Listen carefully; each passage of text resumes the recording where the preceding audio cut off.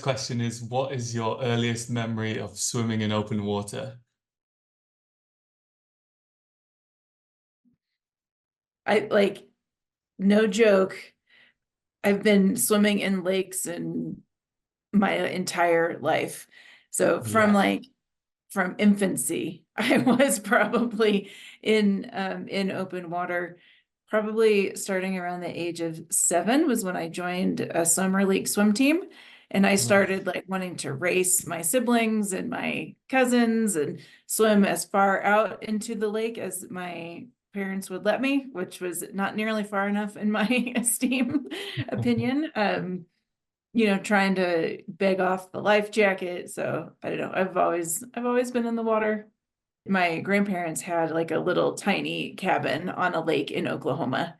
And so Wow. that's where I was kind of most ambitious in my swimming escapades at a pretty young age. And you became the first person to swim across the English Channel 4 times without stopping.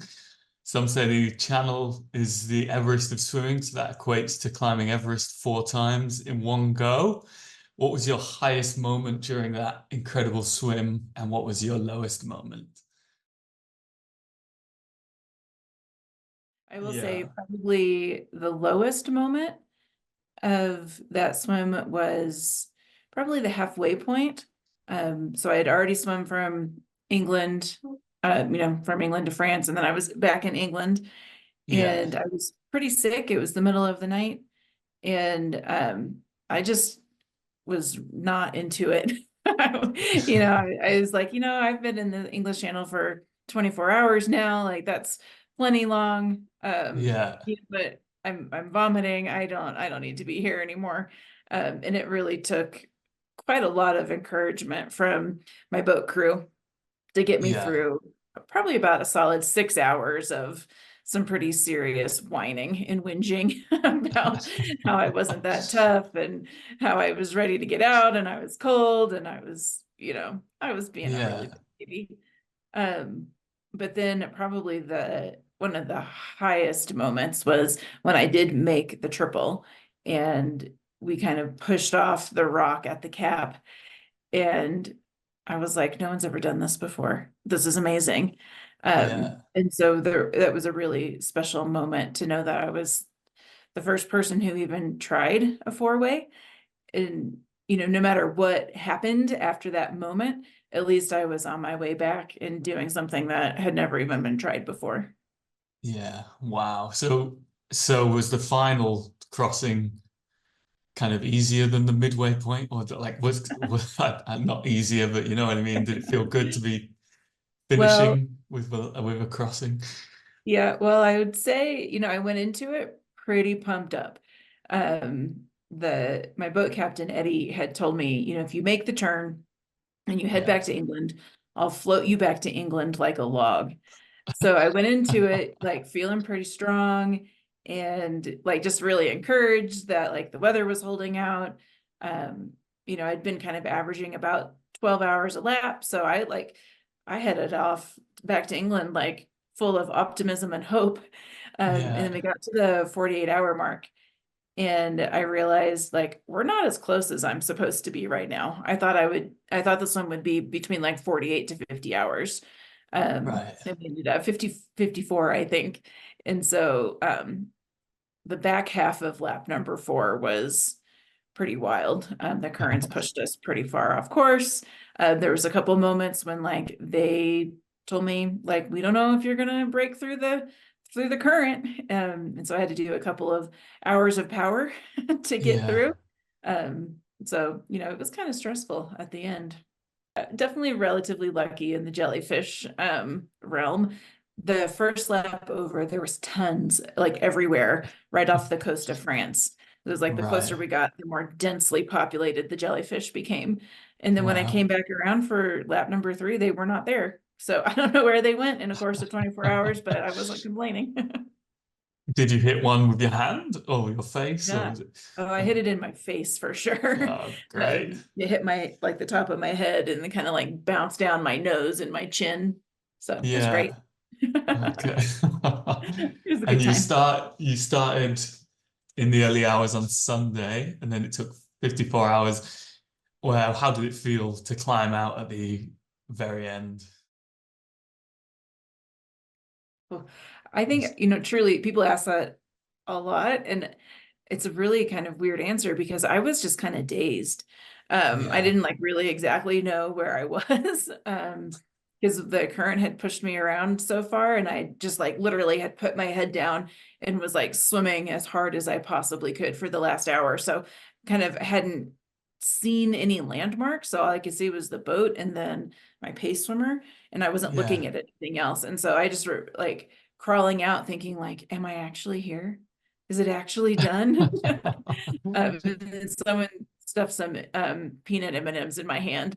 And I was like, all Mm. right, I must be done if I can have all of these peanut M&Ms.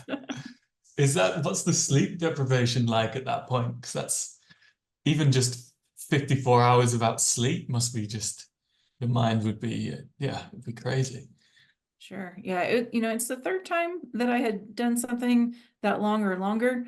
Um, and so I kind of knew what to expect. I will say I didn't ever truly feel sleepy on that swim. We Right. do mix a little bit of caffeine, not a ton, but a little bit of caffeine into my feeds kind of once I get past about 30 hours. And that usually Right. is just enough to keep me awake enough. Yeah. Okay. Definitely not ideal. I don't love doing it, but the alternative to going to sleep in the ocean is drowning. So, you have some motivation to stay awake. Yeah. And do you go straight like are you riding on adrenaline for like the next 12 hours or do you go straight to sleep? Yeah, I will say we got home because we finished at like what 8 in the morning or early in the morning. I don't remember the precise time, but Right. finished pretty early in the morning. So I did go home. My mom and my husband helped me take a bath because I was nasty.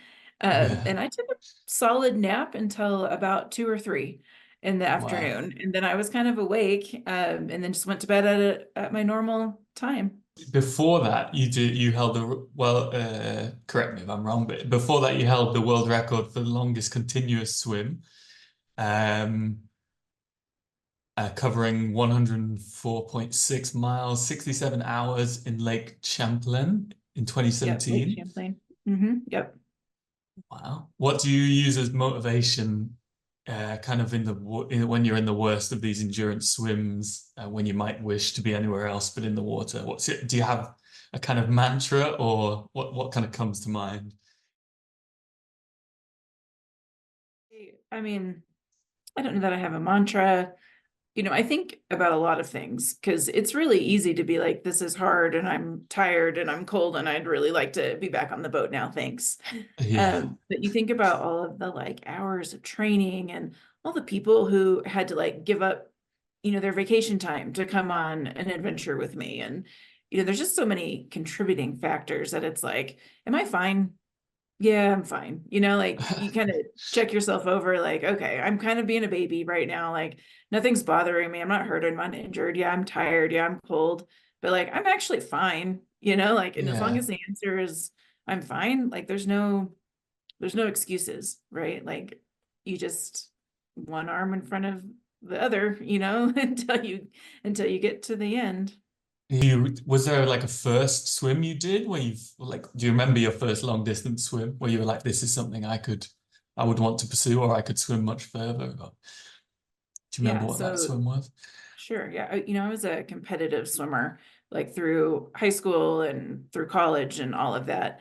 Mhm. Um, so I have a pretty strong pool background, but like in the pool, the farthest you go is the mile. And so I kind of finished all my school. I moved out to Denver where I live now and joined a master's team. Mhm. And people on my master's team were like, Sarah, you would be so good at open water. Like you have to like sign up for this 10K race that we do here. And I was like, a 10K, like that's really far. Like who Yeah. actually swims a whole 6 miles? Like that's actually probably impossible, I'm pretty sure. But they convinced me to do it. And so it was in 2007, I did my first 10K and I was like hooked. I was like, holy cow, like I should have been doing this my whole life. Like, why did I miss out on this? Because this is like the most fun I've ever had. Yeah. And I would say just kind of from that very first swim, things just escalated from there, because that was in 2007. And then I did that a couple of times. And then I did the Catalina channel in 2010. Okay. And so there we are. Yeah. Wow. And then could you tell us a little about your involvement with Swim Across America and the fundraising you do with them as well? We've recently partnered with Swim Across America, so kind of a new relationship for us. Cool. Yeah. Um, so in 2017, right after Lake Champlain, I was diagnosed with breast cancer. And so kind of going through all my treatments and, you know, all the really great things that come with the cancer diagnosis. Obviously really passionate about cancer research and, doing things that support cancer survivors, cancer patients, doctors, nurses, pretty much anyone within that realm of oncology and cancer. Yeah. The Swim Across America, we hosted our very first event in Denver in 2018. And it was literally like 2 days after I had finished radiation treatment. And so I Wow. wasn't Okay. super duper familiar with Swim Across America at that time, but one of my swim buddies made a team, made me team captain. A bunch of my friends swam in my honor. I had full intentions to go, but I was too sick. Like I woke up that morning, 2 days out of radiation treatment, and I was like, I don't think it's a good idea for me to Yeah. participate this year. But pretty much every year since then, I have fundraised for Swim Across America here in Denver. Last year, I did kind of my own personal swim in Lake Mead, and we raised nearly $10,000 for Swim Across America. Wow. So just think it's a really incredible organization. It does really good work in the cancer community. Just lots of good stuff going on with this particular group. So it's really fun to be a part of them, and I feel like I'm part of their mission. Is there any Mhm. advice you would give to aspiring long distance swimmers on how to build mental endurance? So, because I guess 10K is the first long distance swim most people would do. Yep. Like anyone kind of looking towards doing a 10K, is there any advice you would give them if they're nervous? Sure. Yeah, it's just, I feel like any of it is just a matter of starting and start small at a level that you're comfortable of. So, kind of what feels really good, and then try to push your limits. I feel like there's always opportunities for personal growth when you're just kind of testing yourself a little bit. And I think a lot of people find some good proving grounds in a 10K, because that's, several hours, without stopping. Yeah. And I feel like it can be super intimidating when you're starting off. I mean, I was a lifelong distance pool swimmer, and I was still terrified of a 10K my first time. But, if you kind of work a training plan, get support from other, local open water swimmers, and Yeah. just prepare the best you can and then go for it. You never know what you might find at the other end. Yeah.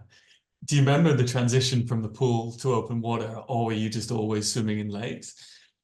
Do you just kind of not remember a time when you weren't swimming outdoors? That's what I've heard that quite a few times. Yeah, that's what you know, I I've always been comfortable in the lakes. I will say, when I did Catalina, that was the first time I'd spent an extended amount of time in the ocean. And so that Yeah. was super duper intimidating, because I'm like, I don't really know about the saltwater stuff, because I grew up in the lake.